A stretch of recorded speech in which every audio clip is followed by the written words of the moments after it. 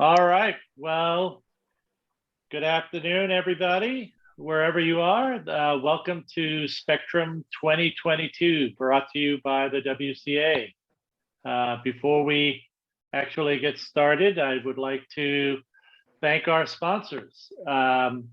If you're interested in learning more about becoming a sponsor and you want to understand how you can help out the WCA and see more events like this, please go to www.wca.org. Today, we have an interesting event in store for you. We are once again talking Spectrum. This is our 5th Spectrum event. And today, we will summarize the activities of 2021 and catch a glimpse of what's coming in 2022 from policy to technology. Our esteemed panelists are from Kelly Dry, Google, HPE Aruba, and WISPA. From a housekeeping perspective, should you have any questions for our speakers, use the Q&A tab, and I'll be monitoring them there. And we'll ask our speakers once they finish speaking or at the end of the event. Should you also want to chat, you can also use the chat function, but we prefer if you use the question and answer tab. First up today for our event, Chip Jurgaitis. Chip is a partner at Kelly Dry's Washington, D.C. office, focused on telecommunications and specifically concerns related to spectrum management. Chip is going to talk to us twice today. During his first talk, he'll talk about what's up in Washington, and later on today, he'll talk about low Earth orbit satellites. So there's a lot going on. So Chip, over to you.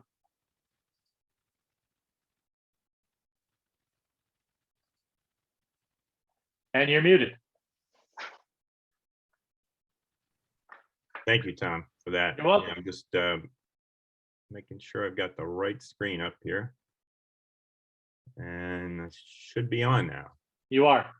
Great. Okay, well, welcome everyone. Thanks for joining. I'm certainly happy to be here again on this event by WCA. I'm going to get right into it. Want to give you an overview of what's up within Washington from a policy perspective on spectrum. When people talk about spectrum in Washington, first thought that comes to mind is the Federal Communications Commission. And after an 11-month period after the Biden administration took office last January, in December, the acting chairwoman and longtime commissioner Jessica Rosenworcel was confirmed by the Senate. And so normally this would be a time when the chair of the FCC could begin to establish her agenda on various matters. But there's still a little bump in the road in that one of the 5 positions at the FCC is not yet filled. The 5th commissioner, which would give the Democrats a 3-2 majority on the commission, that position is not yet filled. There was a nomination in October by President Biden of Gigi Sohn, who had been a chief counselor to the chair under the Obama administration, the last several years of the Obama administration. The chair was Tom Wheeler, and Gigi Sohn was chief counsel there. She's had a few obstacles put in the path of her confirmation, and she had to be renominated with the beginning of the new year, according to the applicable rules. Couldn't carry over that nomination, and so there's a hope on the part of Senator Cantwell, Democrat from Washington, who will bring the confirmation to a vote soon, but that has not yet been scheduled. Meanwhile, the Republicans, who are principally concerned, although not exclusively, with regard to Ms. Sohn's position with regard to open internet issues, are continuing to push back. Once we have a 5-person commission, the likely principal objectives of Chairwoman Rose and Wuerssel are likely to be reconsidering the net neutrality rules, also to advance broadband connectivity, and I'll talk about a major program that the FCC is just getting underway implementing as part of the infrastructure bill. But as always, in recent administrations, whether Republican or Democrat, spectrum will be front and center, and supporting 5G implementation will be a high priority item. Let's see. There we go. The other regulator in DC is the National Telecommunications and Information Administration, or NTIA. This is part of the Department of Commerce, and they regulate the spectrum that is used by the federal government, Department of Defense, FAA, NOAA, and others. That position at the head of the NTIA office was held by Evelyn Ramaleh on an acting basis until just 2 weeks ago, when President Biden's October nomination for Alan Davidson was filled. Mr. Davidson is known more as an internet policy expert with previous positions, most recently at Google and Mozilla, both with regard to internet policy. And he doesn't have, at this point, a notable spectrum resume. So we'll have to wait and see what influence he may have on the Office of Spectrum Management, which is NTIA's principal office on spectrum policy issues. However, his immediate objectives are to take up the infrastructure bill funding programs, which NTIA is principally responsible for, and we'll touch on just a bit. NTIA and the FCC, there's a typo there, should be FCC down there on coordination. They have had some tussles, shall we say, they and the federal agencies over the recent years on spectrum allocation issues, and we'll hear a little bit more about the most recent one involving radio altimeters from Andy later in the presentation. But I do expect, and Congress members from both sides of the aisle have been pushing on NTIA and the FCC to better coordinate how they address the shared spectrum between federal and non-federal users.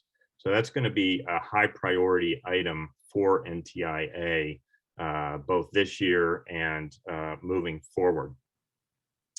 So let's talk a little bit about the infrastructure bill.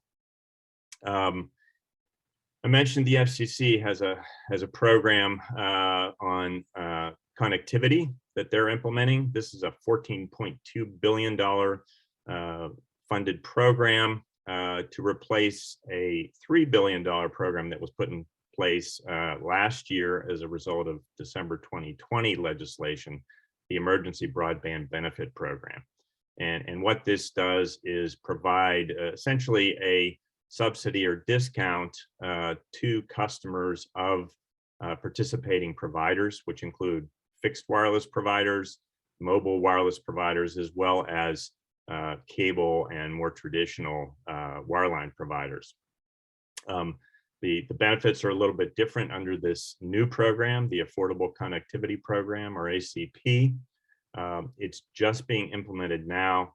The regulations were just published on Friday, the 21st, after a very quick, just over 2-month rulemaking process. And anyone that knows the FCC knows that 2 months for a rulemaking is faster than really we've ever seen before. One of the benefits that the wireless industry had been pushing for is that another aspect of this is a $100 discount on devices, but any device with cellular calling capability is excluded from the program, although computers, laptops, and notebooks are included, and that's based on the FCC's interpretation of the statute. NTIA is responsible for implementing rules for a $42.5 billion program under the infrastructure bill, called BEAD, or the Broadband Equity Access and Deployment Program. This will be implemented by the NTIA on a broad level, but when you get into the roll up your sleeves type of work and determining who will receive the money and which projects will benefit from the money, it's going to be the individual states that will have the central role in decision making on that. But for now, Mr. Davidson and NTIA have 180 days from the passage of the legislation in November to develop program rules. So that's going to be in the early part of May.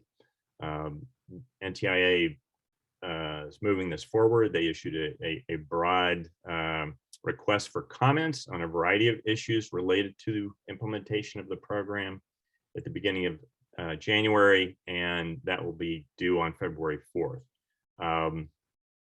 BEAD is not to favor particular technologies or providers, so we do expect that wireless infrastructure, both for fixed wireless and mobile, will be a key part of the projects that are supported to try to finally overcome the digital divide.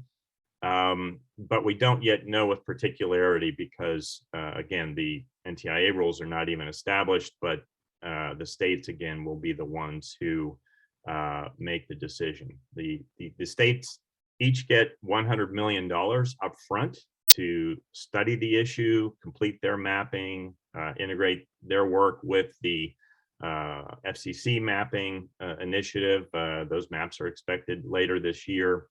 And the remainder of the money will be given to the states based upon the data from the mapping on where the unserved and underserved locations are.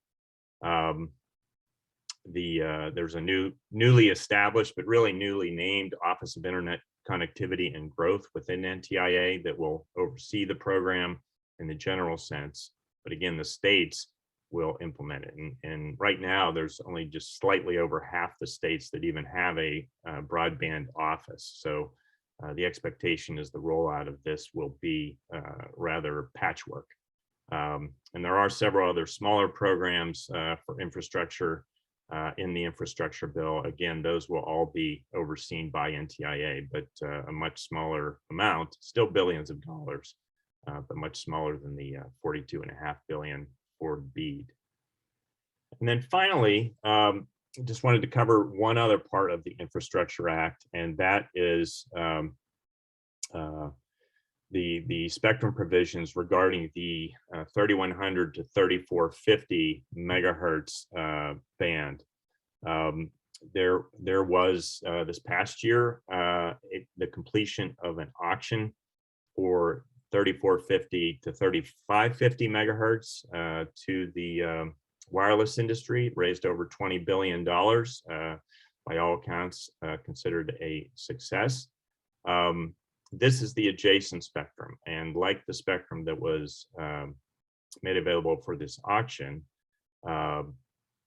that closed, I think, in early November, and then there was the assignment phase, but I won't go into all those details.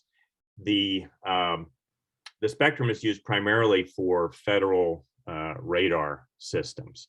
And while that 100 megahertz, which was auctioned, was identified some time ago by NTIA as spectrum that was more feasible than other spectrum for making available on a shared basis, it's not entirely clean spectrum. There are areas in which DoD facilities are to be protected. The 3100 to 3450 megahertz band, which again, Andy, I think we'll get into in more detail, has always been considered more problematic. And so consistent with that, under this legislation, there'll be $50 million that will be transferred from the Spectrum Relocation Fund to the Department of Defense for research, development, and other studies regarding the prospects for clearing and sharing the spectrum. And the statute gives 21 months for both the Secretary of Defense to complete a report based on that those studies, provide that to the Secretary of Commerce, and then the two, in conjunction with the White House, identifying what spectrum of 300 megahertz of spectrum can be auctioned. So that's to be completed within 21 months of the statute, which would be by August of 2024. I'm sorry, August of 2023. And then by November 30th, 2024, for the spectrum that has been identified, the FCC is to begin its next auction in the 3 gigahertz range. So quite a bit of time. The previous auction on 3450 to 3550, that whole process took about 15 months from when the spectrum was identified as available for auction. So this is a more cautious approach, shall we say, again, because of the increased difficulties of sharing in that spectrum. So with that, I will pass it on back to you, Tom, for the next portion. Chip, thank you so much. As you might imagine, whenever you mention lately the FCC and the FAA, some interesting topics come up, and we've had a question asked, and I'm going to pass it over to Andy for an answer. But the question is, help us understand how the FCC and FAA regulators missed the problem and deadline to fix 5G spectrum and aircraft altimeters. So, Andy, I haven't introduced you yet, but come on in and say a few words on that, and then I'll introduce you and we can talk about 3 gigahertz. Okay, thanks, Tom. Can you hear me okay? Perfectly. Okay, and just so you know, my camera is not working, so I won't be able to share my wonderful face while I'm giving this presentation, but I think that's a plus for everybody. So appreciate everybody being here. Thanks for the introduction, Chip. Good stuff. So I will say a few words about the altimeters. I don't know if anybody will be able to give an unequivocal answer to that question, but I can give you my perception, which, you know, obviously is from my point of view only. And then, you know, anyone else can also chime in on their perceptions of how this blew up into the thing that it did. But let me start. So I'm going to talk about the 3 gigahertz band in general, which includes up through the 4 gigahertz band, which is where the radio altimeters operate. But I added that just because of all the news around that. But the bottom line is that in the US, the 3 gigahertz band is a very, very busy band. It's not like this in a lot of the world. In a lot of the world, it's relatively unencumbered, and they don't have DoD radars, and they were able to allocate it for 5G. And then the US started getting an inferiority complex that, yeah, hey, why don't we have 3 gigahertz 5G and everything? And so we've been finding ways to repurpose and or share most of the 3 gigahertz band so that we can deploy 5G systems. This is a spectrum waterfall plot I caught over you know, a couple hours of time down in the Norfolk, Virginia area where the Navy operates quite a bit. But you know, all that stuff in the middle, those are real signals. They're strong. Almost all of that is shipborne. A lot of it's military radar, some of it's civilian maritime radar as well. And then the stuff up there on the right circled is the Cbrs band. And you notice how the Cbrs transmissions stop when some of the military radar impinges on, you know, on the Cbrs band up here. And then finally, below where most of the DoD radar operates, there's aviation radar and weather radars and things like that. And that just gives you a flavor of how busy the 3 gigahertz band is in the United States. And that's why, you know, sharing it and using it for 5G is quite a challenge here. So let's turn it into more of a cartoonish band plan. So what I just showed you in the previous plot was basically 2.9 to 3.7 gigahertz, but I've added beyond that here so we could add the radio altimeter part of it. But the DoD radar, one kind of radar or another operates in the 2.9 to 3.7 gigahertz range. So I've got the DoD radar indicated here. And like I was showing in the previous plot, down at the lower end, you've got aviation and weather radars using the band. Then we have the 3.1 to 3.45 gigahertz part, which is used by DoD radars, but we have our sights on sharing that part of the band somehow with the DoD radars, but also operating some kind of commercial service there. And that's just kicked off, and I'll let you know about that here in a minute. And then we've got the recently auctioned 3.45 gigahertz service, which is 100 megahertz in the 3.4 to 3.45 to 3.55 gigahertz range. And then we have the existing Citizens Broadband Radio Service, CBRS, in 3.55 to 3.7. And all of those share with DoD radar. But just above the CBRS band,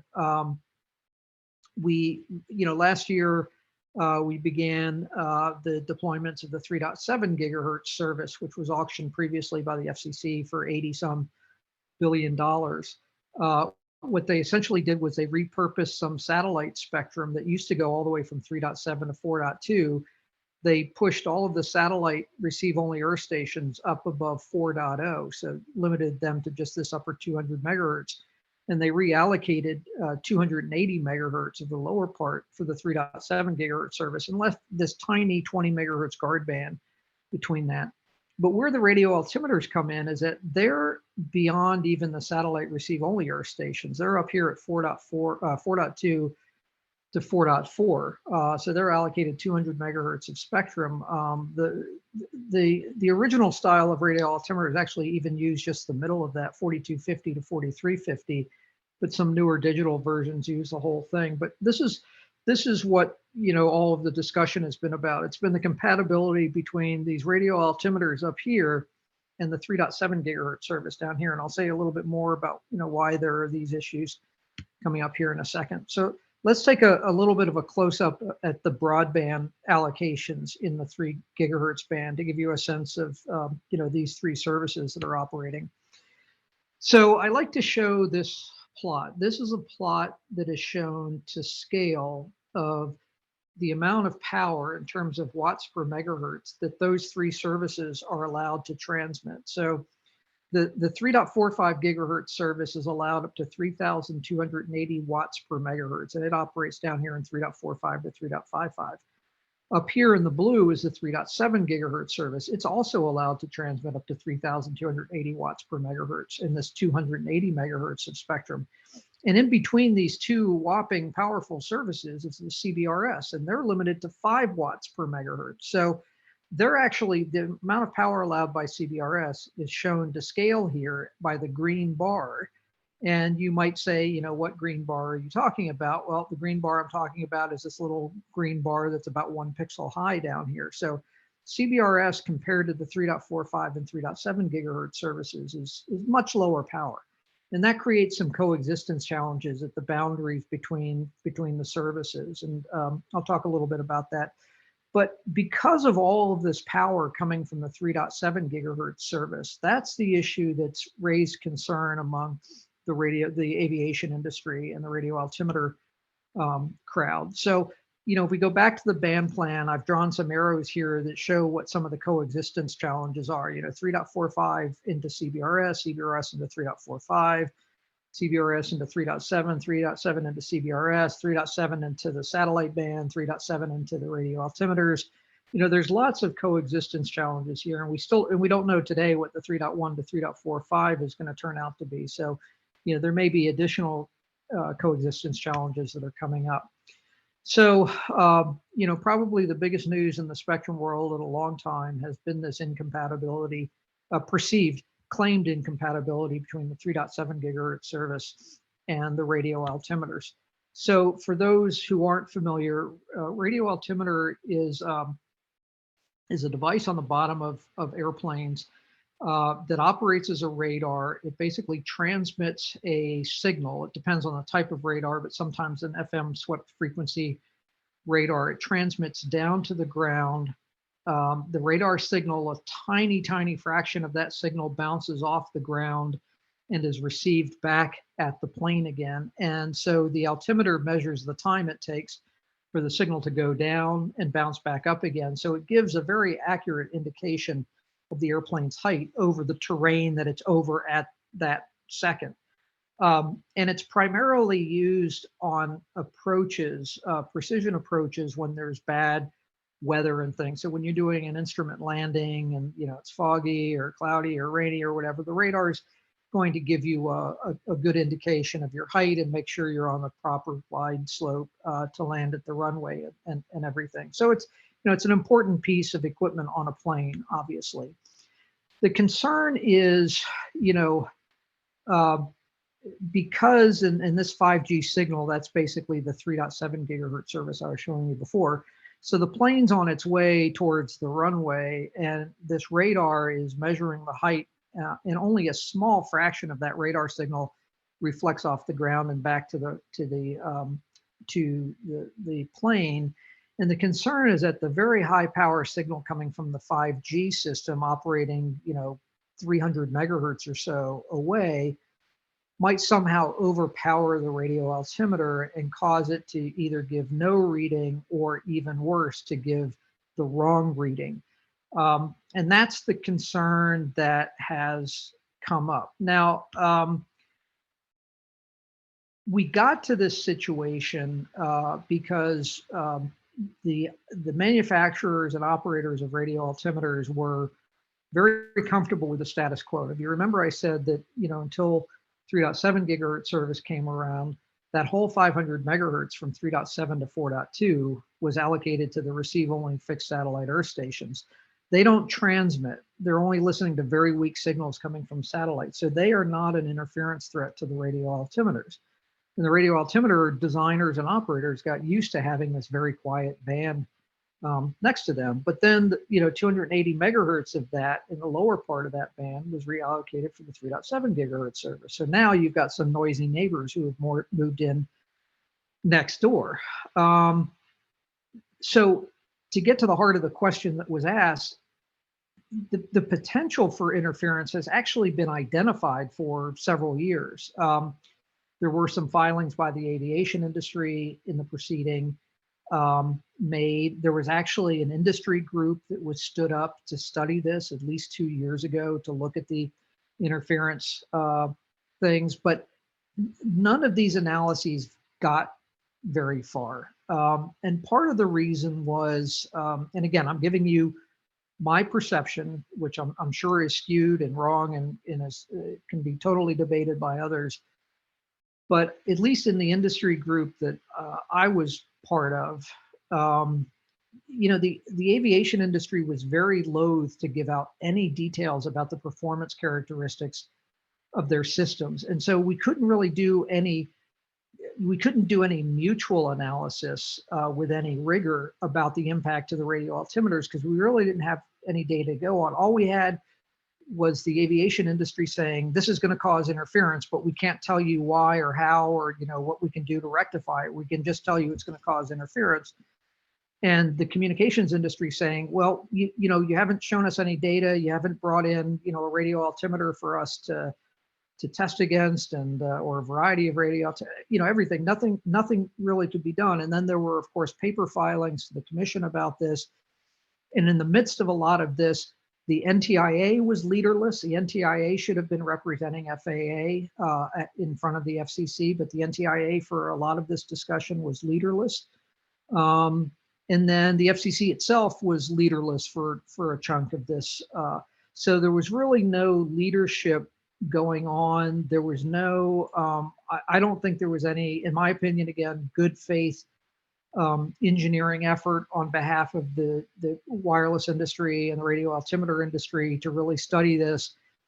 And as the 5G deployment became imminent, in my opinion, the aviation industry just launched this big PR blitz.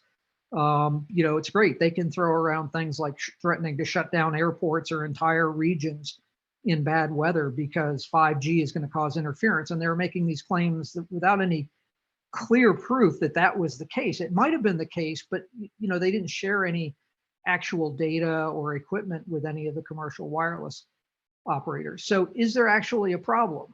Still not clear. Apparently Boeing is saying that there can be some problem on some models of the altimeter that are in the 777, which is why some of the foreign carriers, last week or whatever, canceled some 777 flights to the US. The airline industry is conducting tests now, hopefully jointly with the commercial industry. Other countries have deployed 4G and 5G in similar spectrum without interference, but they also weren't allowed the same very high power levels as we're allowed here in the United States. But the perception is, again, my perception and perception of some others, is that it's not out of band emissions from the 5G systems that are going to cause the dramatic interference to the radio altimeters, but instead the fact that the radio altimeters are poorly filtered on the front end because they've gone for decades having this very quiet band next to them, and now all of a sudden the band has got real occupants that are transmitting real signals, and their systems weren't designed to deal with that. AT&T and Verizon, in my opinion, they've been fairly gracious on this and agreeing to operate at lower power levels. When you've got a collection of carriers that paid $80+ billion plus another over $10 billion for accelerated clearing of the band, and then you find out after you've spent all that money that you might actually be handicapped in the vicinity of airports, which is a very popular area for wireless broadband connections. It's very frustrating. I like this, one of the pundits take. This is a guy who writes for PC Magazine, and I sort of subscribe to his view. And again, I may be wrong. People can debate my perception of it, but this is what he said. Here's the rub. If the FAA certified the altimeters now, it could very well have done the same thing back in December or even a year ago when the spectrum was auctioned. But instead, the agency and the air industry interests it serves wanted to play this ridiculous brinkmanship game and freak everyone out for what turned out to be no reason. I can't help but sign on to analyst Anshel Sag's conspiracy theory that this was all about the airlines trying to get Verizon to pay for new altimeters. If that's the case, they aren't getting what they wanted, and instead everyone has stressed themselves out over nothing. I don't vouch for whether this is the right analysis, but this is what it seems to me. So that's my take on what has happened and what is happening there. I think it will be resolved at some point, and hopefully without Verizon and AT&T always required to power down your airports, but we'll see. But let me just pivot to what is a real threat. So this is not hysteria and PR, but this is what I think is a real threat caused by some of these services. So in the case of the radio altimeters, there's 280 megahertz of guard band between the 3.7 gigahertz service and the radio altimeter. So there's a lot of room for filtering in there, and that's why this should not be a problem at all. But in the Cbrs band, we have to operate what are called environmental sensing capability sensors, or ESC sensors, that are required to detect Navy radar in 3.55 to 3.65, and then reconfigure Cbrs devices to not cause interference where and when we detect the Navy radar is operating. The 3.45 gigahertz service allocation goes right up to that. It goes 3.45 to 3.55. So up at the top of the 3.45 gigahertz service allocation, there's no guard band at all between that and where our ESC sensors. And 3.45 gigahertz service is also allowed to operate with 3,280 watts per megahertz of allowed EIRP. So very high power system. So strong signals from these adjacent band 3.45 gigahertz service systems could overwhelm, and in fact will overwhelm, our ESC sensors. There's no filter that can help you on this because there's 0 megahertz of guard band. And so it could be a serious disruption. The FCC in the 3.45 gigahertz order declined to adopt any protections for ESC sensors, but they did say that interference to those sensors will be considered interference to a primary service, and it will be dealt with accordingly, but really didn't put anything more than that. But we have done some initial simulations about where we could be impacted, where our ESC sensors could be impacted by 3.45 gigahertz service base stations. So this is a map of Southern California with San Diego there at the very bottom and LA towards the top. And this is based upon the actual locations and actual antenna characteristics of deployed ESC sensors on the coast of California.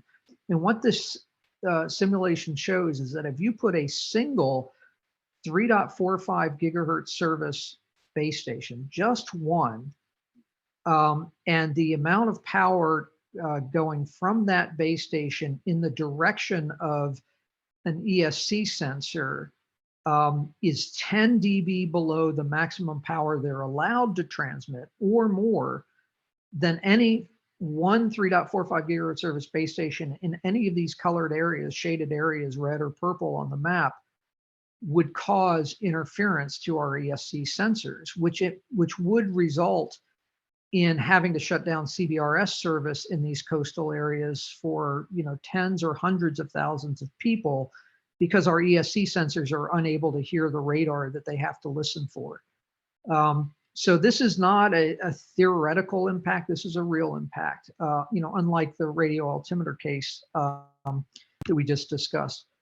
We thought this was so important that in the Wireless Innovation Forum, we actually developed a recommendation onto how to mitigate the interference from 3.45 gigahertz service. We wrote, there's a link there on the slide for the recommendation that we wrote. But the principal recommendations from that document is that ESC operators should share their sensor data with 3.45 gigahertz operators upon request, and that the 3.45 gigahertz service operators, if they plan to put a base station within 150 kilometers of any ESC sensor, they should do some preliminary analysis, and if the signal strength is predicted to exceed minus 129 dBm per megahertz, the 3.45 gigahertz service licensee should contact the ESC operator for coordination for further mitigation measures and things like that. And we filed this in the docket. We're sending this directly to those who won the auction to make sure they're aware of it. So this is something that we think can be a serious disruption to CBRS, and also argues for moving away from using sensors to using an informing incumbent capability, but that's a whole new talk to deal with. And then finally, I'm not going to take much longer because I'm running long here, but there's also the potential for interference from CBRS base stations into 3.45 gigahertz service base stations and vice versa, and also into 3.7 gigahertz service base stations and vice versa, because they're all going to be operating, in adjacent bands, some of them with high power. And so the industry has looked at ways to mitigate the interference. And the bottom line is that it would be good whenever possible to do time division duplex synchronization, TDD synchronization, so that the downlink signals of every base station go at the same time, and the uplink signals from every handset go at the same time, so that you don't get base stations interfering with other base stations and things like that. There's a challenge to this in that, not every type of technology can support TDD synchronization, and also it requires the use cases to be similar among the systems. So they've got to be such that they all share the same fraction of uplink or downlink. And so if you're uploading a lot of video from a remote site, that's mostly uplink. Whereas if you're downloading, downstreaming video from like Netflix or whatever, that's mostly downlink signal. And so those two use cases wouldn't be compatible for TDD synchronization. So TDD synchronization is not a cure-all, although a lot of people are pushing for this. But in my opinion, the potential interference to our ESC sensors is more serious even than the potential for interference between the base stations. So let me end there. I don't want to go too long, but certainly be around for other questions during the rest of this. Andy, thanks for a terrific answer to the initial FCC FAA question. That was great. Question regarding CBRS and the ESC sensor interference issue. Is this slowing down adoption of CBRS or impacting adoption? Because millions of people now depend on CBRS, and lots of people are getting involved with CBRS. And so I'm So- curious what you're seeing. Yeah, so no, and 3.45 has not deployed yet, so there's not been any cases of interference to our ESC sensors. However, you know, the FCC did say in its order that it would consider interference to ESC sensors as a interference to a primary service, and it would be dealt with accordingly. So we're taking them at their word for that. We're also being proactive by publishing this recommendation, filing it in the docket so the 3.45 gigahertz auction participants could see it before the auction was completed. And we're also being proactive in reaching out to the licensees that were just named a couple of weeks ago, AT&T and Dish and 345 and others, to make sure that they understand their obligations under this. So we as an industry are trying to be very proactive in order to mitigate any instances or even avoid any instances of interference. And we've also, through OnGo Alliance, Wireless Innovation Forum, and others, we've also continuously advocated for moving away from the use of sensors to the use of the informing incumbent capability, where the Navy proactively informs us by a side channel when and where they want to operate. We think there's a number of reasons that makes that better. And by the way, this doesn't just impact where 3.45 gigahertz service systems can deploy, but it also impacts where Cbrs base stations can deploy, because we have to protect our sensors from Cbrs interference as well. So we've already been dealing with what we call these whisper zones created by the need to protect our sensors. But you know, the whisper zone, both because of its impact on Cbrs and the impact on 3.45 gigahertz, is an unfortunate consequence of having to use in-band sensing. And this is exactly why we think this sensing solution is not really a good long-term solution. And we've been pushing the DoD to go towards this informing incumbent capability. Gotcha. Well, thank you for that answer. One answer from the audience, one question from the audience. Isn't the real challenge for spectrum allocation that the FCC doesn't require a receiver sensitivity or receiver standard for various types of equipment? Better receiver equals better spectrum efficiencies. This is a rehash of the Legato, Light Squirrel, US GPS industry forum disaster. Congress wants money and money for spectrum, and FCC doesn't want to regulate receivers, and any testing results are typically NDA not available. Yeah, this is a complete rehash of the Light Square GPS fiasco. You know, it's the only way to look at it. It's exact same situation. And I believe both situations are driven by poor, I don't want to say poor receiver performance, but receivers that were designed to perform in a certain environment that as we go forward will no longer exist. And some of these things like GPS receivers and equipment installed on airplanes can be, you know, sitting there for decades without being swapped out. And so it's creating this big legacy thing. I predict that this is going to lead either by congressional mandate or by FCC and NTIA agreement.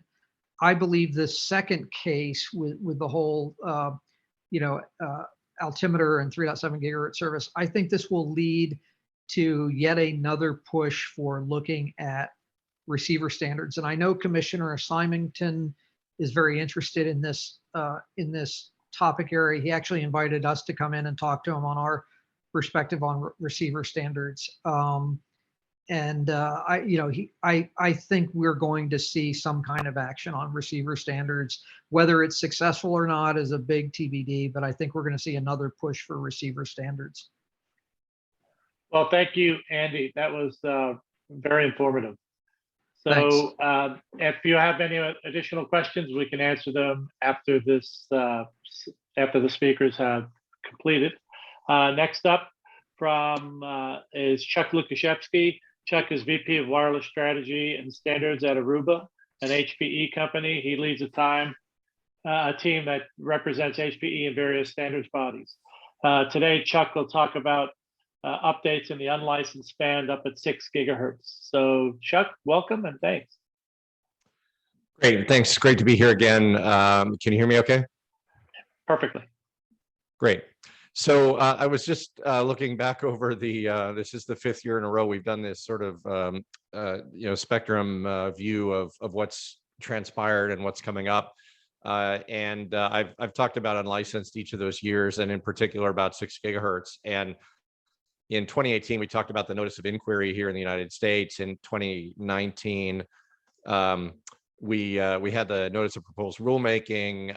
In 2020, we had we met a little later, I think, in the year, and just after the report and order had been issued from the FCC. And then last year, of course, we had the report and order, and we were starting to see some adoption from countries around the world. And I am thrilled to be able to report this year that Wi-Fi 6E is here, and it's here to stay.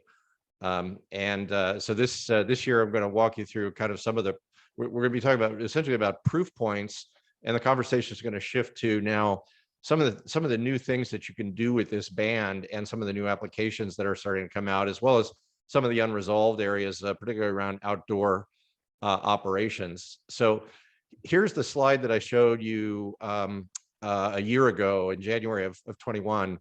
Again, we'd had the report and order from the FCC went first in April of 2020. We had 3 other countries that took a legal or administrative decision to open the band, and then we had 4 other countries that provided kind of a rough expected time frame. Those are these ones here in gray.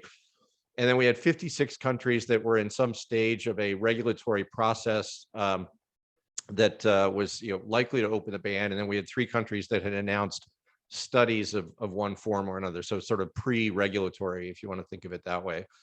So here's the picture 12 months later. It's profoundly different.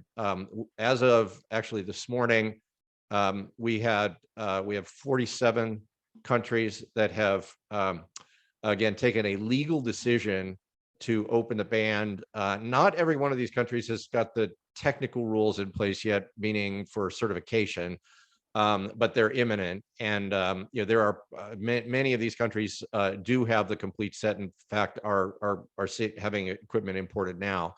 And you can see some of the countries and dates here. The most recent one, just in the last 48 hours, is Malaysia.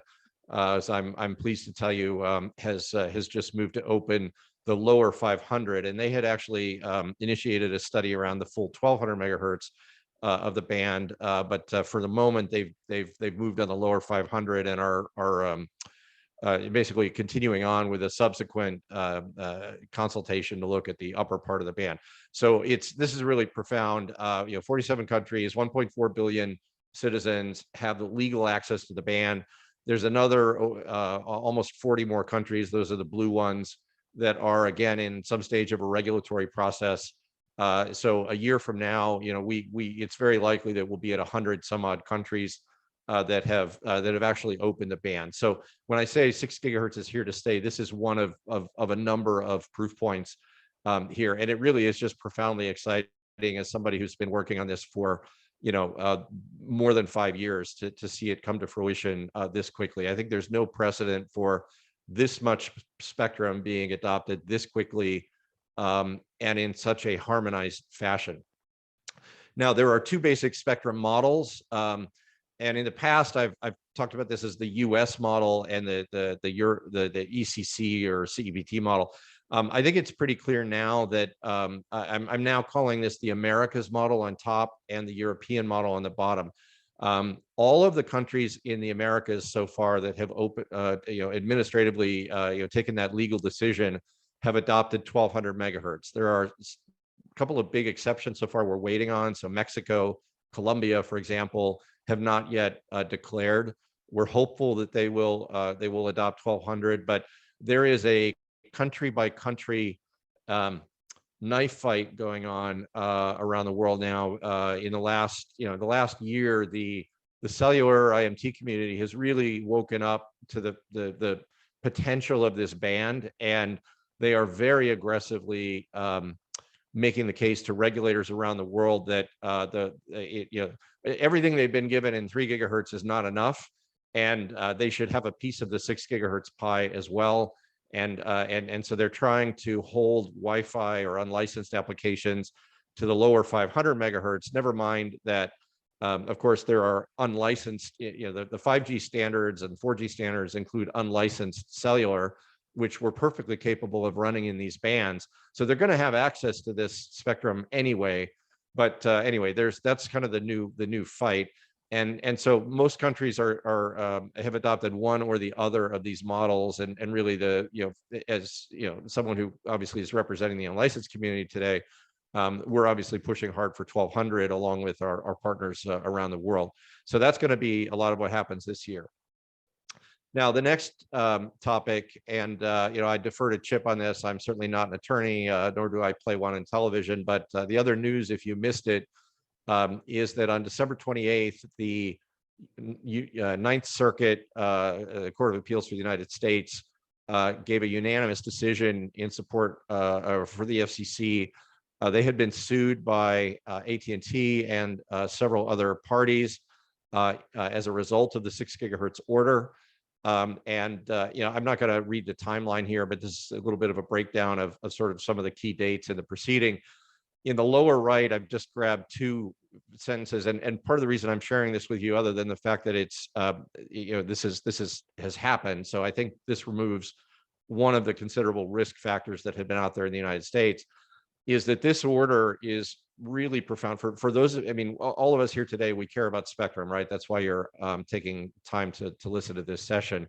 And this order, this decision is going to have consequences well beyond unlicensed spectrum in most cases. Happy to take questions on it for Chip maybe, but specifically with respect to unlicensed, it's interesting how little case law there actually has been around unlicensed. There's been some stuff around white space and a few things in the past, but this decision is the single clearest decision that really underscores the Commission's power to essentially permit unlicensed types of operations and to balance the public interest against the risks of harmful interference to existing licensees. So it really is a tremendous decision, and I think we're going to look back on this in 10 years, and honestly, we're going to thank AT&T for forcing this issue, because I think it really is going to put unlicensed on a much firmer footing.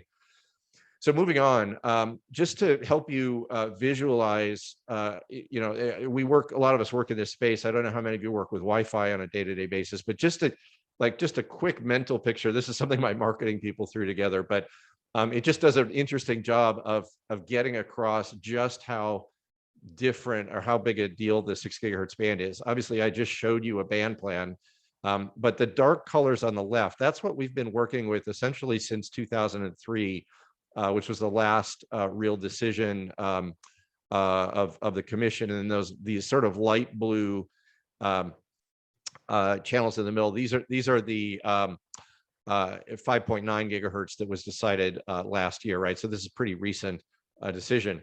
And then everything on the right, this is the new 6 gigahertz band in countries that follow the Americas model. So it is a profound change, and it's going to create options for deployment and new applications, which we can't even really conceive of yet. The former chairman Pai, right, called this Wi-Fi, leaving the Stone Age and going to the Jet Age. And just to give you one example, we've been publishing documents for customers now.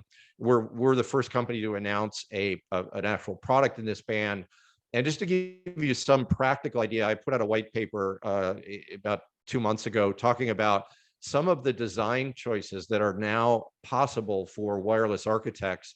And if you think about on the left, this is a typical breakdown of a typical enterprise network, right? You've got some kind of a secure network that's running .1x. You've got a guest SSID that's just typically run in an open fashion, oftentimes with a captive portal in front of it.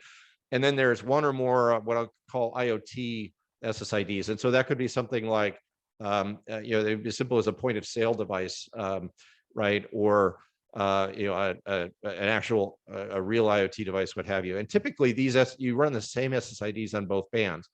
But what happens when we come into a world where not, we've got this amount of new spectrum available, and the APs, in many cases, not always, but the APs are probably going to have 3 bands in them. Well, now you can start to actually pick and choose where is the best band for particular applications. And so what I've predicted is that you're going to see the corporate SSID migrate, so it'll be a dual band 5+6.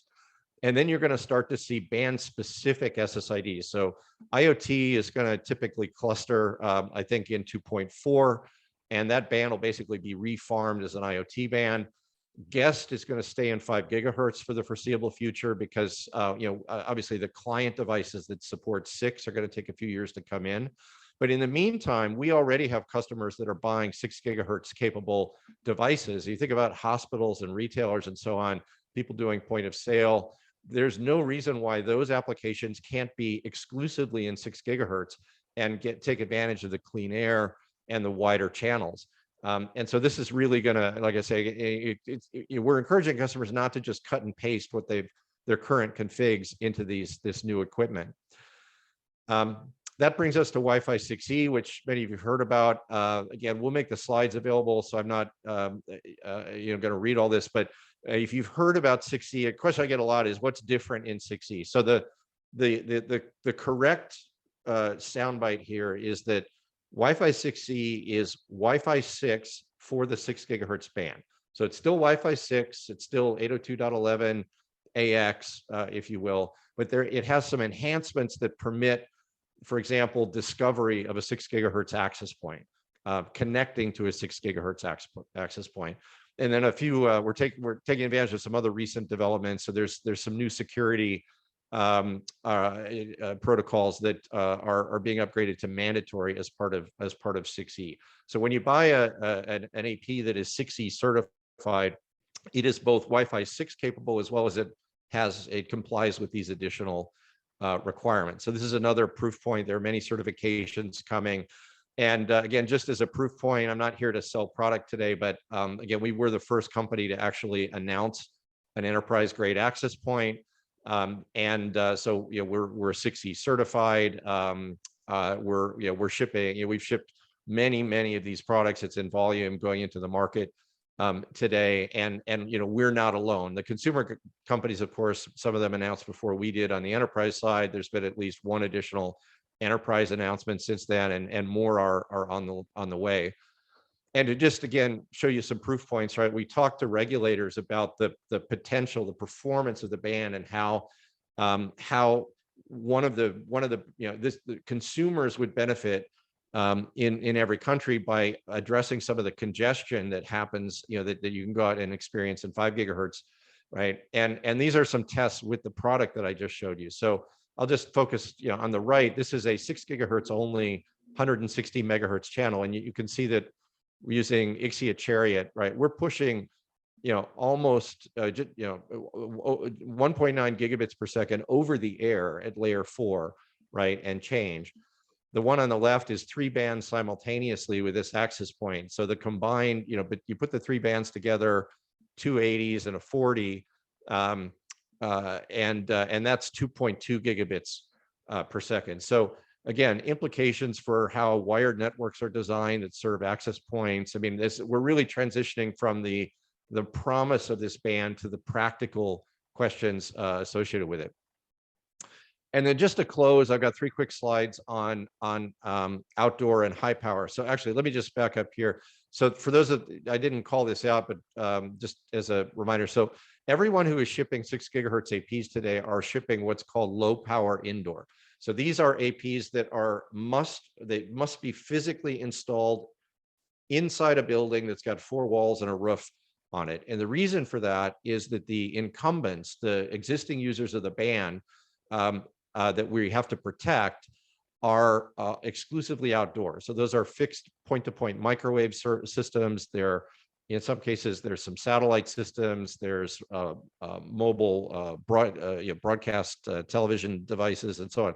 So the United States and Canada have, as part of their regulatory processes, adopted something called AFC, Automatic Frequency Coordination. I've talked about it in this forum in previous years, so I'm not going to get into really what it is. too much, except to say that we obviously want outdoor Wi-Fi and outdoor unlicensed generally for cellular are key markets, right? It's a $500 million market just in the Wi-Fi space. And so the US and Canada have basically set aside, the US is going to have 850 megahertz, Canada 950 megahertz eligible for AFC operations. And that's a substantial market. If you just look at the market research, that's about a third of that $500 million. And Mexico has just also put out a consultation for AFC. And in recent days, we got something from France as well. So we may start to be seeing some momentum here as well. And so this is exciting. But we have some standardization work to do. The committee, everybody's, in this case, I think the FCC is kind of gating, and the other regulators are going to look at that. The FCC just put out a public notice requesting applications for AFC system operators, and there were 14 responses, which is just tremendous. So very successful public notice. One provider has already announced availability of a development platform. There have been demonstrations to the commission that are in the record. And then both the WIN Forum as well as the Wi-Fi Alliance are hard at work now for a couple of years on coming up with the technical standards and recommended test procedures around AFC devices and AFC systems. So we have more work to do here for sure. And the incumbent community has not yet had a chance to really kick the tires. That's also coming up. So we're at least a year away from any sort of action here, but it's making good time. And I'll just leave you with the last slide here. Just to, again, we talk about AFC, and it's this sort of it's hard to wrap your head around. So again, something I wanted to do today is just help people visualize the band. So on the left are we just drew a circle around Pittsburgh with a 150-kilometer radius, and every dropped pin is a point-to-point microwave link, and the black lines are the actual paths. And where you have a line that doesn't have a link on the other side of it, that just means that it ends, one end of that path is outside the 150-kilometer. So you can see how dense this is. And the United States is much more densely deployed for fixed service than any other country by far. On the right, we have Canada, right? So if you just go, north over Lake Ontario, right? So just a little northwest of Pittsburgh, here's the same 150-kilometer radius. And certainly there are links, but it's nowhere near as dense. But certainly there are paths, right? So this is a real issue. We have to show that we're going to protect these incumbents properly, and we're building on the good work of the Cbrs community and the TV white space community, many of whom are some of those companies were applicants in the recent public notice and are very active in the WIN Forum and in WFA. So net, just to wrap up, I want, hopefully I've conveyed, Wi-Fi 6E is very much here.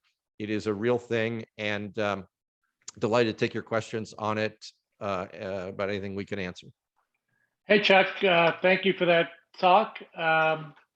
Couple of questions from the audience. Can you comment on China's stance on 1200 megahertz spectrum and 6 gigahertz? Will the entire band be used for Wi-Fi or cellular NRU, or perhaps each tech gets 600 megahertz on this band and 6 gigahertz for China? Yeah, so I mean, what I can say about this, I think publicly is, so I talked about the two models, right? The Americas model with the 1200, and then the sort of, quote unquote, European model. And by the way, the Europeans are in the process of looking at adopting a work item to now study the upper 700 megahertz of the band. And so it should be clear, some certain of the IMT members have, one of the arguments they've made to some regulators is that, no, Europe is going to stop at 6425. And that's absolutely not the case. So we're excited to see some progress there. The caveat being that in region 1, as part of the WRC process, the WRC did agree to study the upper 100 megahertz in that region. So people are sort of looking at that a couple different ways. But there is a third option, which is the one, as you point out, that essentially is the current position of the Chinese government, which is that no, 6 gigahertz should be set aside in its entirety for IMT applications. It should be licensed. Obviously, the world to this point, disagrees, but they are very active on this. And I don't know what the end game is, right? If they're really happy with 700 and this is just a way to sort of negotiate or what have you. But at the present time, there is no motion within China to open any of the 6 gigahertz band for unlicensed applications. Okay, thank you, Chuck. Another question, are there any devices in 6 gigahertz for Wi-Fi Direct? I am not a good person to answer that question. I'm on the enterprise side, so I maybe there's somebody else on the panel who can answer. I'm not sure. Okay. Anybody? I'll just open this up to anybody else who's on the call who might have an answer to that question. Otherwise, I'll move on. Okay. I mean, so what I can say is that again, this is Wi-Fi. Everything is in Wi-Fi 6 is in 6E, right? So Yeah. that includes discovery mechanisms, things. DPP will be there, Passpoint will be there, et cetera. So my bias would be I think so, but I'm not sure. Okay. Last question, I think. In your chart comparing US to Canada, is this due to the servicing Pittsburgh population density, industrial enterprise application density, or both? Sorry, is the question why I picked those two? No, he just wants to know what's the, I guess in your chart comparing US and Canada, is this due to servicing Pittsburgh population density, industrial enterprise application density, or both? Yeah, so the purpose of the charts is just to show a U.S. and Canadian example with the existing 6 gigahertz incumbents, and just try to get across. It's just a density comparison north and south of the border. But in terms of why do we care about outdoor or higher power access in the band? And by the way, this also includes connectorized access. So low power indoor APs are one of the ways in which the regulators have tried to prevent that equipment from bleeding outdoors is you cannot have antenna connectors on that equipment, because in the past that's been one of the reasons why people have taken it outside. So if you're in a state, there are lots of use cases, right? The wireless ISP community cares very much about this. The enterprise community cares about it for manufacturing environments and stadiums and oil fields and subways, public transit, et cetera, et cetera, et cetera. So there are a lot of different applications and use cases for it. But again, because we pose a greater potential risk to those incumbents, we have to make sure that the systems are in place to only permit channels that are safe in a given location. Got it. Terrific. Well, we'll come back to Chuck at the end if there's any more questions regarding 6 gigahertz. But thank you, Chuck, for an informative talk. Great. Next up, we're going to have Richard Bernhardt. Richard's been with us before. He is the National Spectrum Advisor for the Wireless Internet Service Providers Association.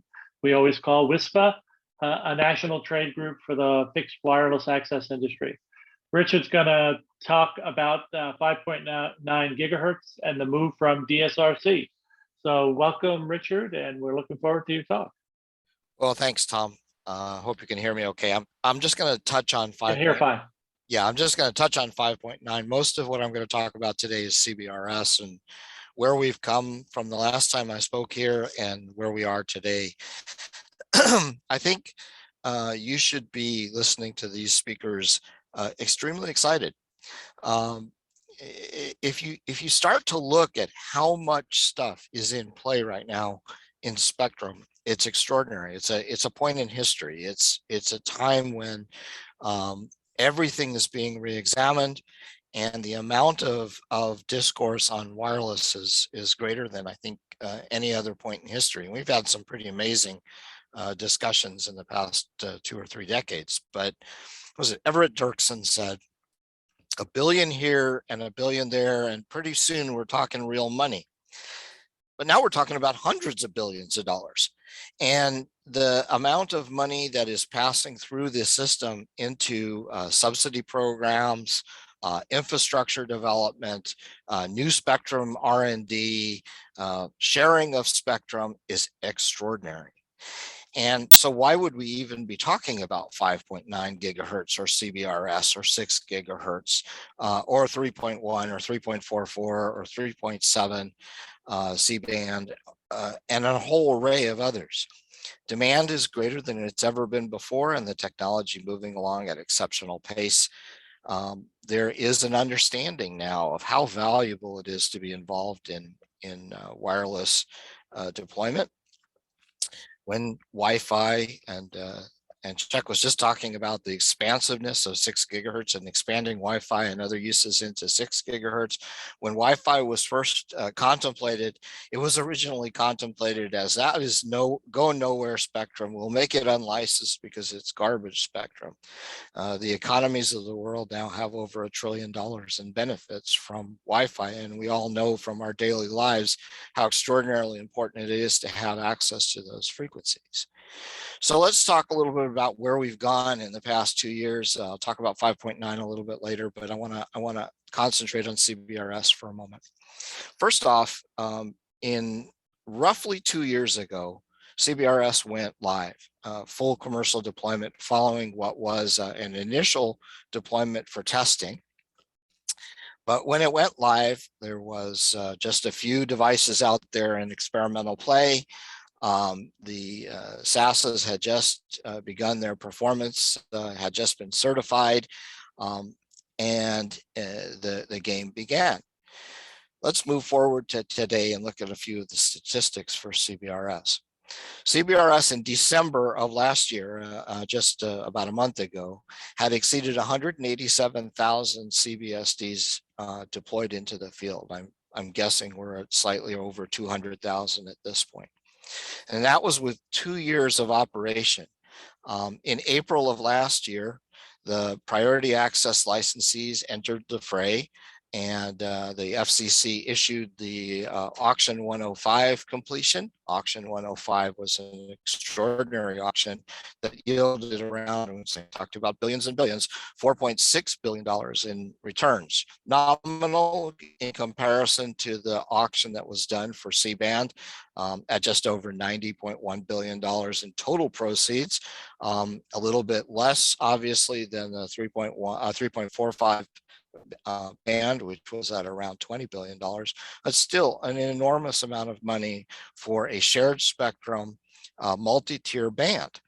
And in that auction 105, there were some 17,000 PALs issued. 2006 blocks were left open, but the majority of the PALs were issued. And in April of this past year, the SASs began their allocation of spectrum, at least the initial allocations of spectrum, and PALs came online. Since that time, the deployment of PALs has steadily begun to happen, and the filing of PPAs or PAL protection areas, which is what is necessary for a PAL operator to use the band, have been increasing on an almost daily basis. And with new uses and new developments and new vertical markets being identified, I'll make a prediction, and just like Andy said, this is just Richard Bernhardt speaking, but my prediction is that there'll be somewhere around 500,000 devices by the end of the year. And the reason for that is you're bringing on major nationwide networks. You are advancing the fixed wireless uses, which were substantially most of the uses for the initiation of the band until the PALs came online. Most of them were fixed wireless or WISP uses. But with the expansion of their use of the band and expansion in the network use of the band, and now the addition of private networks and 5G networks that are now authorized across Cbrs, you're starting to see the upswing of deployment. It will probably still take another year and a half for major deployments to take place across the whole country, but the amount of use is extraordinary in a band that was considered an experimental innovative band. aside from the 187,000 or 200,000 operators that we have in the band, we've already trained and have in the field roughly 4,000 CPIs. Those are the certified professional installers who are necessary for the installation of CBRS. There's over 120 certified devices in category A and category B radios and CBRS devices, and now a whole slew of end user devices. These are handsets and tablets and low power devices that interact in the system. So we've come from nothing to very considerable amount of fixed use, to the addition of the PAL uses, to wide uses in the band in just under 2 years. Added to that, the vertical market deployments are extraordinary. Apologize for my voice being a little off today. In my experience, and I chair the Fixed Wireless Access Committee of the OnGo Alliance, so we get case studies and deployment studies of how is CBRS being used. It is being used clearly in the traditional sense of what it was expected to be used for: residential deployments, commercial deployments, retail deployments, but it's also being used for Internet of Things, industrial Internet of Things, replacements of what were the SCADA sensor devices. We're seeing precision agriculture, we're seeing dairy uses, we're using parking monitors, we're seeing device and building controls, we're seeing geofencing. We're seeing a whole host of industrial and commercial uses that are expanding on a daily basis. And with the implementation of the ability to use a CBRS with private networks, you're seeing corporations or entities that want specific segregated spectrum for their own networks to increase. And I predict that that's going to be an enormously valuable tool for CBRS moving forward. Moving into what's happening with CBRS this year and where can we expect things to go. So the Wireless Innovation Forum, or WIN Forum, established the baseline standards that all of the SASs and CBSD operators are using to run CBRS. And just as in the other bands, they have to protect the incumbents, the federal occupiers of the space, federal radar systems, as well as FSS, or fixed satellite systems, which are the traditional incumbents. And ending sometime next year, for the most part, grandfathered wireless uses at 3650 to 3700, which were the traditional occupiers of the band prior to CBRS. A good portion of those, a very large portion of those, have transitioned into CBRS, giving them access to a wider 150 megahertz of spectrum instead of 50 megahertz of spectrum, and the continuation of their use, but outside of the Part 90 use. So the actual incumbents in the band will reduce down to the FSS satellite users and the federal users who are protected under the Part 96 rules.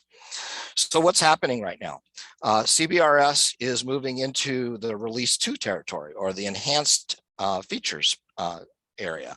And Wireless Innovation Forum last year decided that what should happen is that there should be a honing of CBRS such that new features and new functionality could work in the ecosystem within the parameters of the rules and the standards that have been provided for CBRS. So in the past year, WIN Forum has been working on various aspects that allow for various uses. So you can now set up groups or groupings in CBRS that work for a particular function. So OnGo Alliance has created a group, a single frequency operation, as in fixed wireless operations, where the AP and the client are operating on the same frequency. So allowing SASs to understand and complete transactions when a DPA or some event happens where there needs to be a move of operators in the spectrum, they can move them collectively because they know they're on the same frequency. Also being considered is the use of passive DAS in CBRS, identifying how DAS works and how DAS can be operate within the constraints of the power and frequency requirements of CBRS are really important. And so that is an added feature. Let me say that Release 2 is all about optional features and functions that can be adopted by the manufacturers of CBSDs. CBSD These are the operating radio entity of CBRS and the SASs. And each SAS, the only one mandatory component of release 2 is that they have the ability to convey what features and functions on top of the baseline standards that they will accept. And the same thing with CBSDs that are seeking to use those features. There's a communication mechanism between those two operators such that they can identify what special features they can offer to each other. So the grouping functionality is one of them, passive DAS is another. The ability to convey efficient and effective grants. So one thing is that we're considering, and it is being considered at the WIN Forum, what happens if you want to reduce your grant? Is there a way to reduce your grant, either power that you're using or in the frequency that you're using without having to go off the air and request a separate grant? So that might be a feature or function that a SAS and a CBSD operator or a network operator agree that they have compatibility for. And therefore, if you are operating at a certain power, maybe in the category B characteristic of an outdoor operator, and you wanted to lower down from 47 dBm per 10 megahertz down to a lower power, you could convey that or for one or more of your CBSDs via the grant process to the SAS, and the SAS would allow that to happen without having to request a new grant, so long as what is happening doesn't interfere with incumbent operators. That flexible grant approach allows both the frequency and the power to be reduced. The other thing that the release 2 operations does is it allows for a greater flexibility in uses. So if you have a specific kind of use that you want to use and you need to convey that, you can work that out with the SAS. And moving forward, how Wireless Innovation Forum is working with release 2 is that any operator or any individual that's operating in the ecosystem of CBRS is permitted to provide to WIN Forum a request, and that request is that we want to add a feature or functionality, and then that goes through the process to make sure that it fits within the CBRS ecosystem and the rules. So that's some of the things that are coming in this year. Again, we anticipate considerable amount of increase in use because of PAL deployments. Remember that there's 70 megahertz of PALs that were assigned, but any area of PAL that's not used is still opportunistically available as a GAA use. There is 80 megahertz of GAA use, 50 of which is in the dedicated area, 3650 to 3700, which is strictly for GAA use. And any of the parts of the PAL that are not used, there's parts of the spectrum which is opportunistic that can be used if it's not being used by a PAL holder. So the use it or share it approach is really important. Now, I wanted to touch on a couple of other things. Andy mentioned and went into great detail, and he is really an expert at this, the interference potentials for 3450, 3550, and C-band. And it is a consideration. Chip, or rather Tom asked a question from the audience asking whether or not this was going to affect the future of deployments, or is it affecting presently the deployments in CBRS? And then I think Andy answered that quite accurately, that no, there isn't really an effect right now. However, if the ESCs are affected and there isn't a workaround, if there isn't a way to take care of interference, that may very well have an issue that needs to be repaired in CBRS. Because if you looked at his chart, the difference in power, 3000 plus watts per megahertz versus a total of 50 watts or 1 effective watt in CBRS, it's so dramatic that I think that is something that we certainly need to watch moving forward. So that's the brief on CBRS. Let me talk a little bit about 5.9 gigahertz. So 5.9 gigahertz has been traditionally a vehicle-to-vehicle Dsrc band. It's about either 75 or 90 megahertz, and I don't remember the exact amount. It's the total width of the band, and a portion of that during the pandemic has been allowed by the FCC to be extended to commercial fixed operators who are seeking to do services to homes and businesses during the pandemic, where demand increased dramatically. As you can imagine, over the past 2 years, the demand for access in wireless has been extraordinary. And one of the accommodations that was made was to allow special temporary authority, or STAs, by the FCC in the 5.9 band to allow operators to extend their existing uses. Understand that a lot of WISPs and a lot of fixed wireless access ISPs provide 5.8 gigahertz unlicensed spectrum use to deliver to clients all over the country, especially in underserved and unserved areas or rural and suburban parts of the United States. So it's been very, very valuable to have the availability of 45 megahertz of spectrum, 45 of the entire grouping in 5.9 as an extension on a temporary basis, and they're allowed to renew their STAs and have done so almost seamlessly with the FCC for quite some time. The FCC is considering the option of extending those permanently, making them part of the available fixed wireless deployments. And that is something that is yet to be ruled on by the FCC for permanent basis, but is likely to come up sometime in the near future. Wireless ISPs, obviously, and I represent a lot of wireless ISPs, would very much like that to continue, because while the demand may have tapered a little bit from the time of the start of the pandemic, the upsurge of demand has not tapered at all, and the growth month over month has been so amazing that the need for additional spectrum is really present. And one of the good things about 5.9 gigahertz is that it's right above 5.8 gigahertz, and most radios that accommodate 5.8 can be worked into 5.9.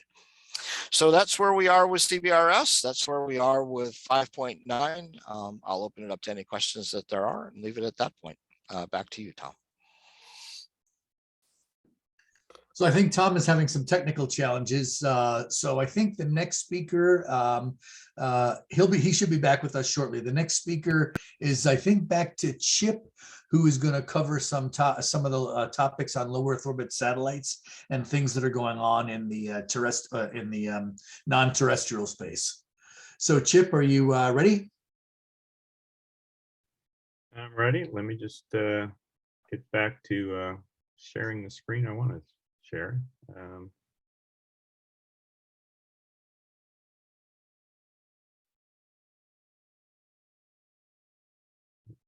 Give me a moment, please.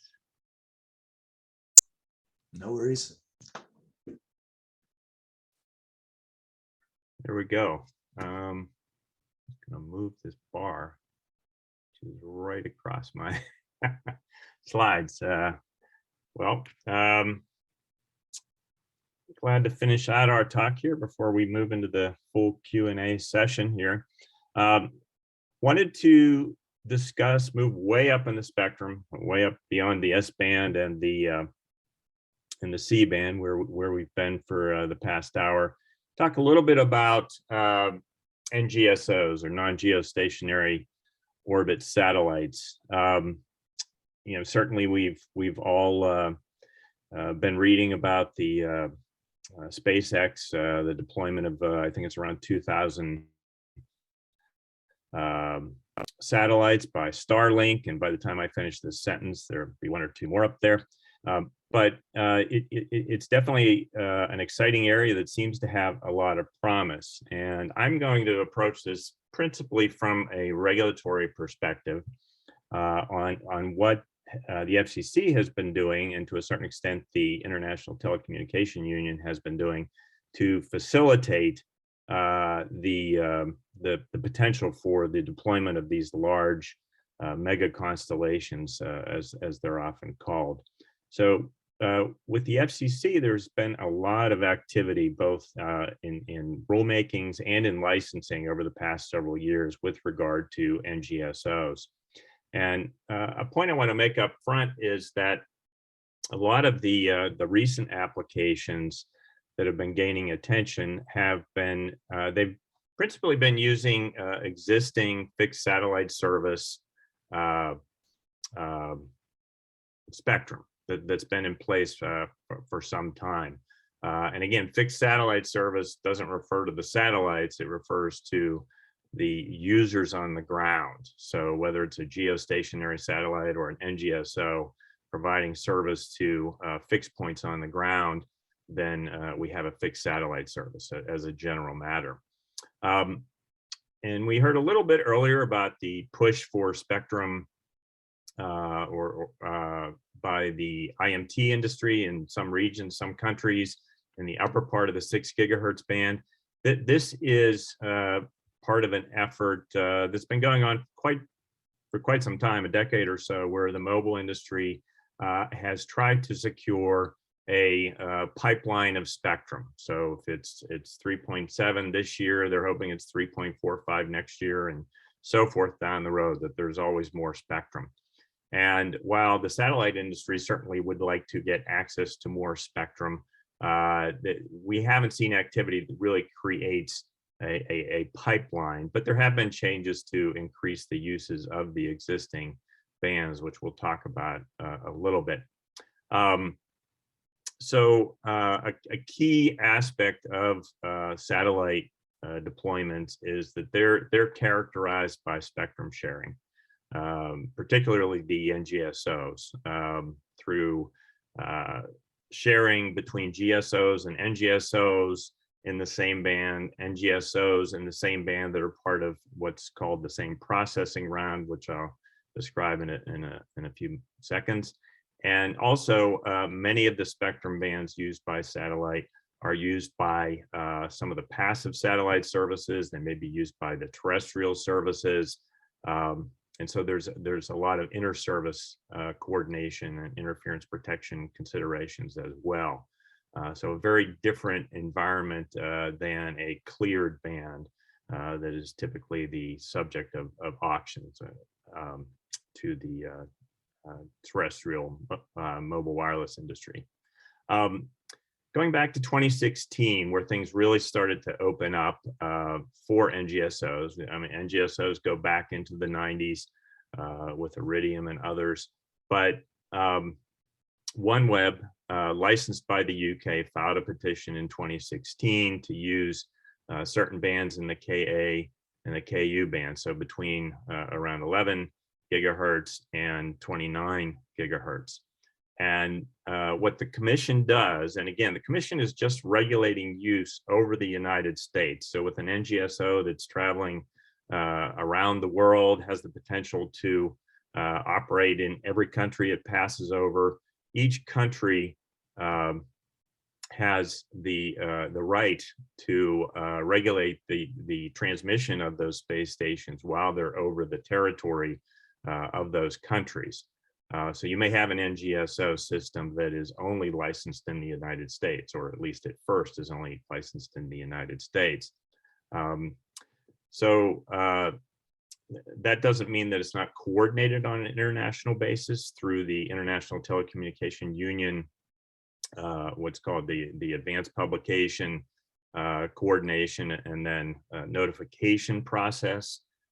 Which when that's completed, which can take as little as 9 months, but more likely takes 2 to 7 years, the satellites are moved into the what's called the Master International Frequency Register. So with OneWeb, moving back to that, in 2016, they filed what's called an application for market entry into the US. They were already licensed in the UK, but they wanted to provide service in the US. The FCC reviewed the application, accepted it, and then put out what is unique to the NGSO framework, a public notice and a 3-month period to accept other applications to use the same frequency bands. So with OneWeb, there were 11 other applicants that filed to use those KU and KA bands. And then later in the year, in the Q and V band, so up between like 30 and 50 gigahertz, there are several satellite bands there. Boeing filed, and there were another, I think, 9 applications that were filed in response to a second processing round.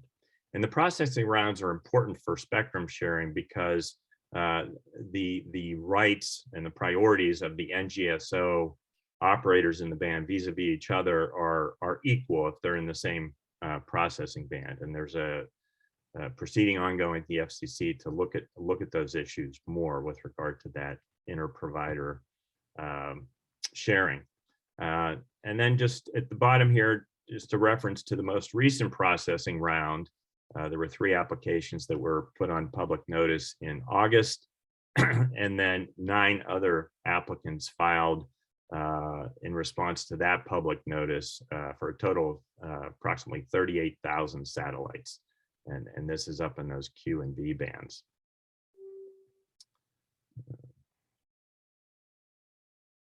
So what else has the FCC been doing other than accepting these applications? And for example, going back to the OneWeb processing round from 2016, the majority of those applications, have been granted within a couple of years of the filing. So the FCC has also been changing its rules to facilitate non-geostationary deployments. And they have done a couple of things to try to make the rules of the road a little more certain, particularly starting in 2017, between geostationary operators that operate up at 22,300 miles and roughly 30,000 kilometers, and the much lower orbit NGSOs. And in those Ka and Ku bands, the FCC established that in most cases, as between the satellite systems, the geostationary fixed satellite service and broadcasting satellite service have priority over the NGSO systems. There's one 500 megahertz band around 18.8 to 19.3 gigahertz, and then 26.1 to 29 or 26.5, or excuse me, 28.5 to 29.1 gigahertz, the paired band where the NGSO systems have priority. The NGSOs, the sharing framework is based on coordination, and the commission formalized that in this 2017 order, that where the operators did not coordinate and a temperature threshold was exceeded as between 2 systems, then there would be band segmentation between the operators in that band where that temperature threshold was exceeded.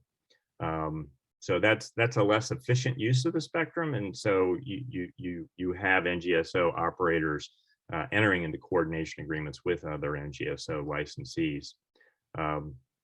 And then the other thing the commission did was adopted milestones for deployment. 50% of the satellites within 6 years in an NGSO constellation, and with the remainder in 9 years after license grant, with a surety bond that is forfeited if those milestones are missed. The other thing the commission did at roughly the same time in the Spectrum Frontiers order, which made available a lot of the spectrum that has been licensed in the millimeter wave bands to flexible terrestrial, mobile, and fixed use. They established, the same time they were making that spectrum available for auctions for terrestrial users, that the 40 to 42 gigahertz band and the 47 to 49, I think it's 47.2 to 49.2 gigahertz band are core bands for satellites and not available for use by the terrestrial systems. And they also, in those bands that are shared, as many of the Ku and Ka bands are, they adopted more specific sharing rules. They also expanded in 2020 for NGSOs the ability of the NGSOs to communicate in the fixed satellite service, to communicate with Earth stations in motion. Still part of the fixed satellite service, but now this opens up the ability for NGSOs to communicate with aircraft, ships, transport vehicles on the ground, which is important because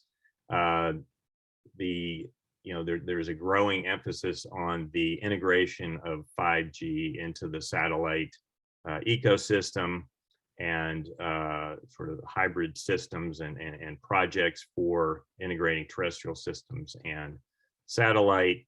And so where the terrestrial systems only extend so far, the satellite systems might be able to fill in. And so you're seeing more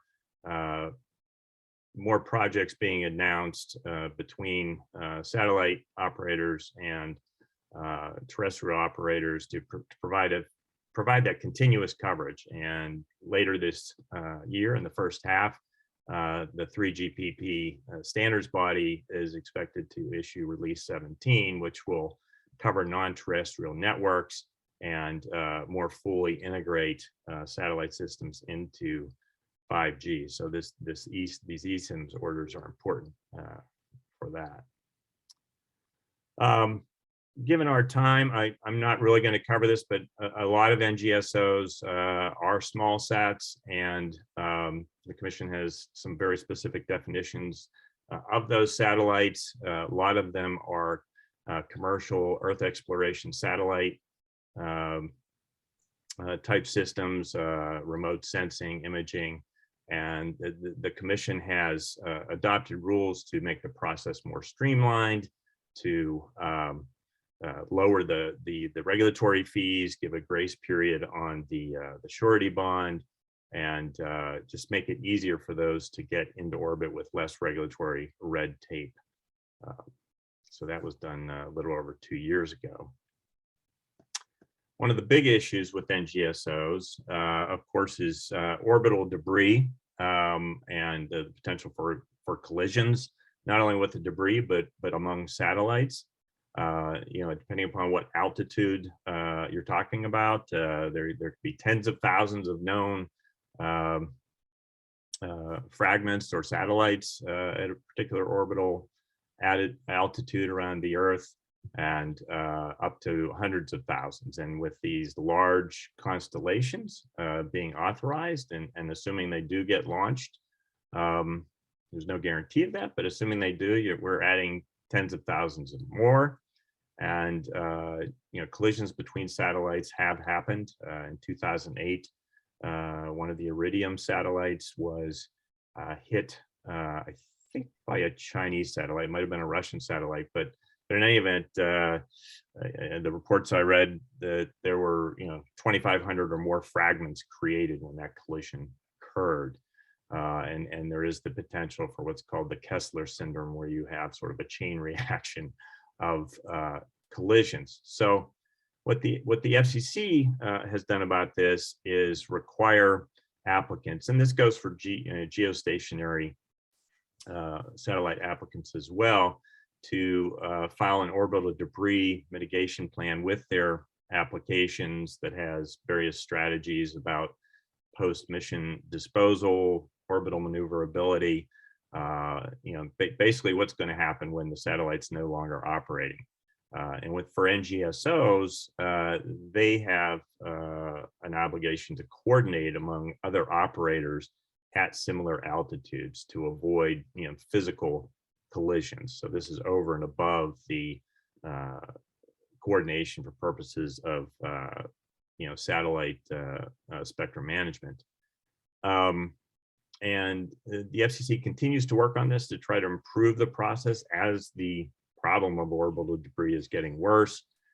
In April of 2020, they tightened some of the requirements for the orbital debris mitigation plans, and requiring additional calculations as to risk and probability of successful disposal of the satellites post-mission.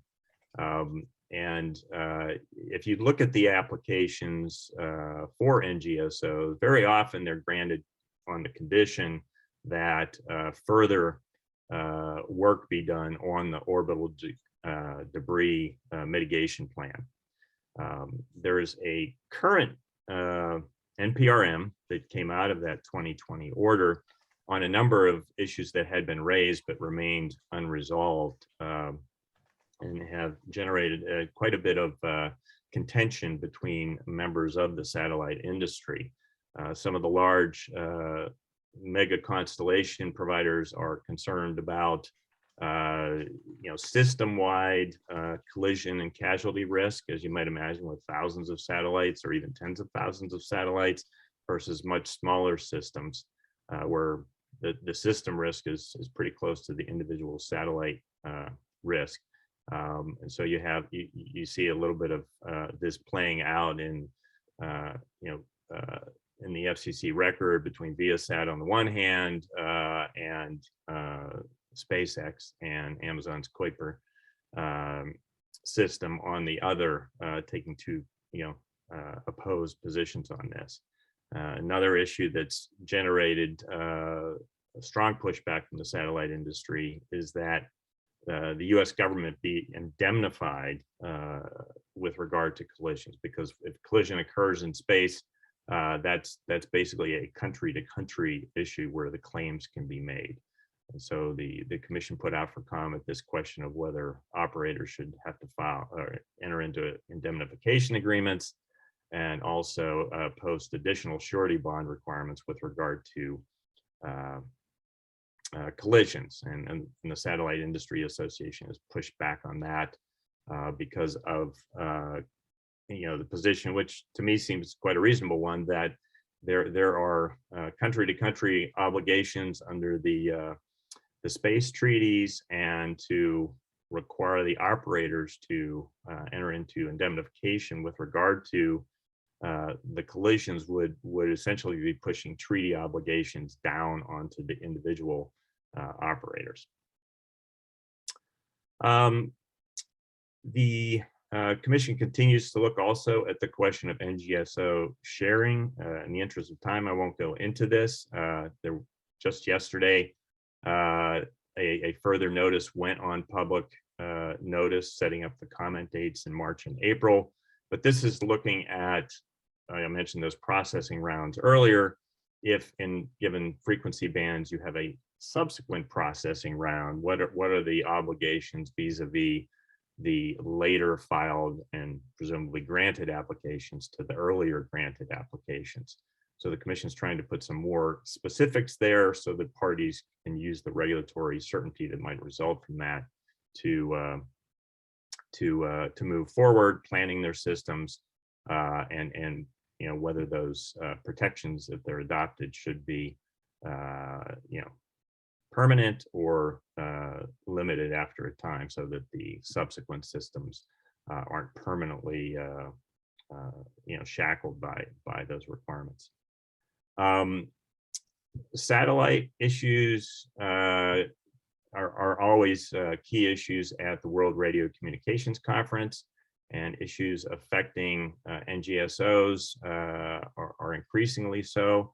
I put here some of the relevant agenda items for Work 23. To me, one of the more interesting ones, and I have not been involved in the working group deliberations on these, but the issue of inter-satellite links. You see that down there at agenda item 1.17. That one being interesting because with these large mega constellations, inter-satellite links among the hundreds or thousands of satellites in orbit become increasingly important for a variety of service scenarios. And the FCC, in partially granting, partially denying a Boeing application in the fall of 2021, Boeing was seeking to use certain bands in the fixed satellite service for inter-satellite links, and the commission denied their interpretation of what fixed satellite service entailed. They said there's no inter-satellite allocation, and there's importantly for this point, there were no international allocations in those bands for inter-satellite links, and sort of the default position of the FCC, absent a specific regulatory and technical showing, is that it would not grant Boeing the ability to use those bands. So that's where I'll end it. Thank you for your attention a second time, and I'll turn it back to Tom. Thank you, Chip. Appreciate that. Good coverage of the LEO and all the other satellite issues that we have. I want to remind everybody that we have a question and answer chat box open. So if you have any questions, please feel free to raise your hand and our panelists will jump in and get those answered for you.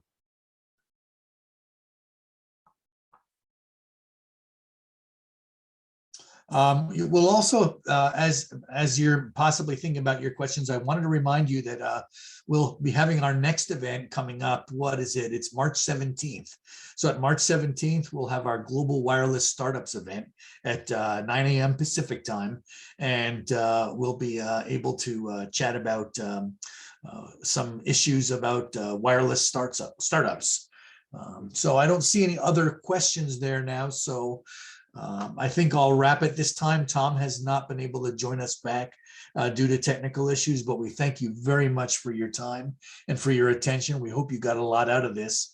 We've got some great panelists and we look forward to seeing you again next year to update you on the status of the wireless industry. Again, if there's any other questions, I'll leave this open for a while longer, but I thank you very much for your participation on behalf of the WCA.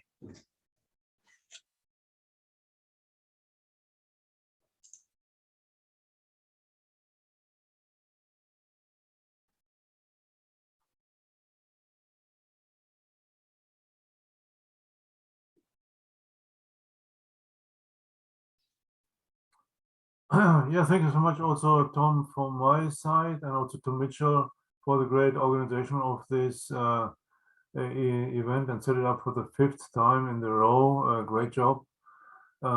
Just to let you know, these recordings and the presentations will be available within the next 48 hours on our YouTube channel and of course also on our website, wca.org.